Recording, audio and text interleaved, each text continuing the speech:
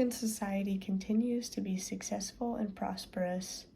Pushing into this new age of technology, it becomes increasingly more important to appreciate the foundations that have created the success. However, 6 decades ago, the same could not have been said of this time period.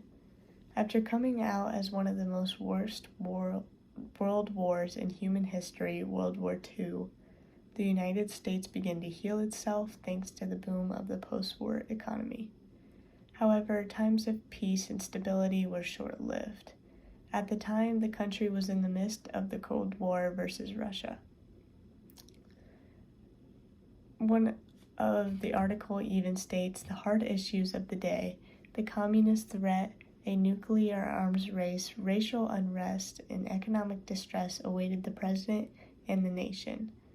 With all the uncertainty, the U.S. desperately needed a leader to step in and champion the cause of freedom, and that need was filled by none other than John F. Kennedy.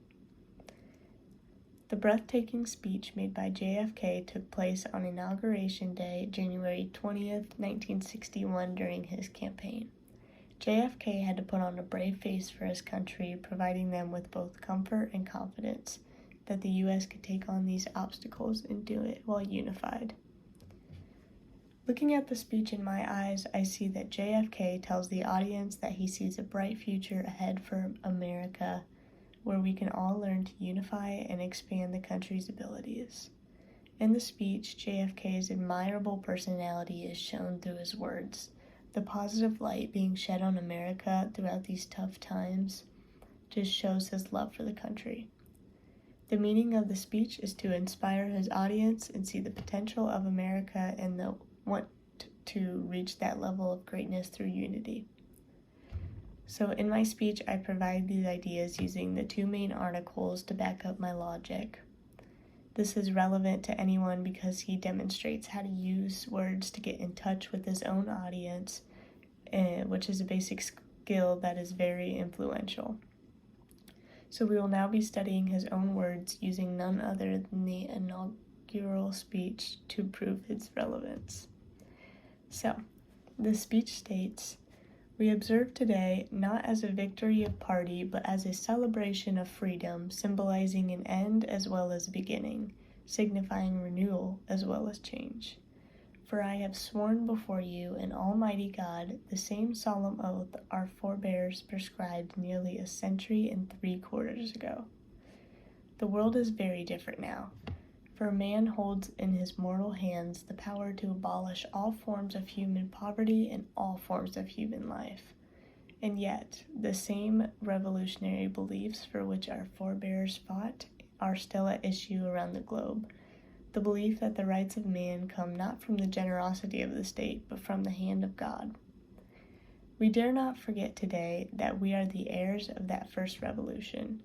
Let the word go forth at this time and place to a friend and foe alike that the torch has been passed to a new generation of Americans, born in this century, tempered by war, disciplined by a hard, bitter peace, proud of our ancient heritage, and unwilling to witness or permit the slow undoing of those human rights to which the nation have always been committed, and to which we are committed today at home and around the world.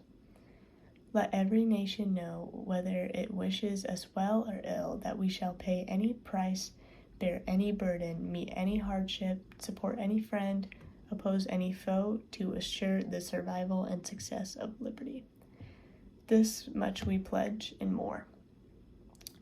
For only when our arms are sufficient beyond doubt can we certain beyond doubt that they will never be employed. But neither can 2 great powerful groups of nations take in comfort our present course. Both sides overburdened by the cost of modern weapons, both rightly alarmed by the steady spread of the deadly atom, yet both racing to alter that uncertain balance of terror that stays at the hand of mankind's final war. So let us begin anew, remembering both sides that civility is not a sign of weakness, and sincerity is always subject to proof. Let us never negotiate out of fear, but let us never fear to negotiate. Let both sides explore what problems unite us instead of belaboring those problems which divide us. Let both sides for the first time formulate serious and precise proposals for the inspection and control of arms, and bring the absolute power to destroy other nations under absolute control of nations. Let both sides seek to invoke the wonders of science instead of its terrors. Together, let us explore the stars, conquer the deserts, eradicate disease, tap the ocean's depths, and encourage the arts and commerce. Let both sides unite to heed in all corners of the earth in the command of Isaiah to undo the heavy burdens and let the oppressed go free.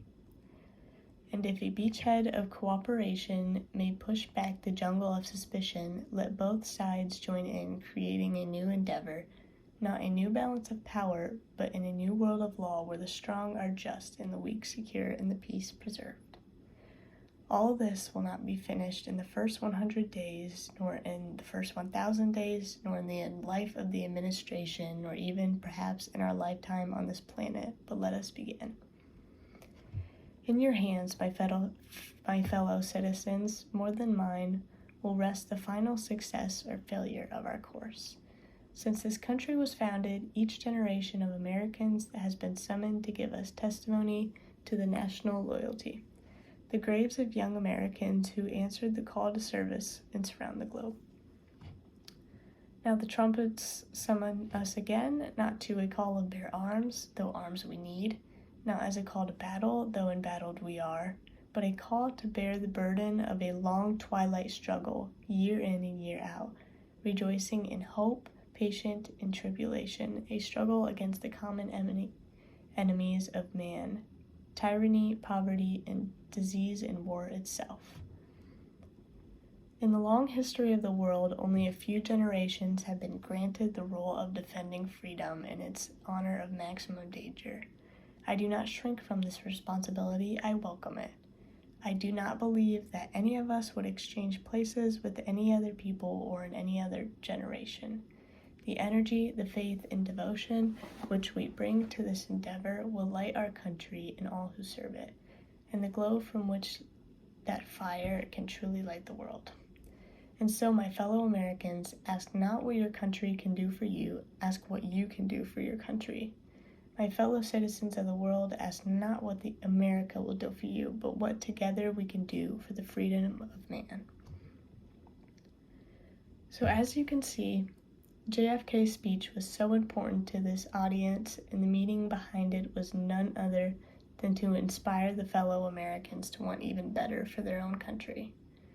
This was proven true by a transcript of JFK's speech and an article talking about the background of his own speech. Throughout the speech, we learned what a natural speaker looks like and how it connects with his audience through the words. And by studying his own speech, which was shown previously, we learned all those important topics. So as America enters the new decade, many problems are facing our planet, America more specifically. With all the uncertainty caused by COVID, the one thing is certain, there are many challenges still ahead. As shown by President Kennedy, though, the only way to solve these problems is with fearless leadership. Obviously, not everyone can be the President of the United States, but JFK showed us leadership that doesn't have to take place on such a global stage. This kind of leadership, when done by millions of people, can affect real change.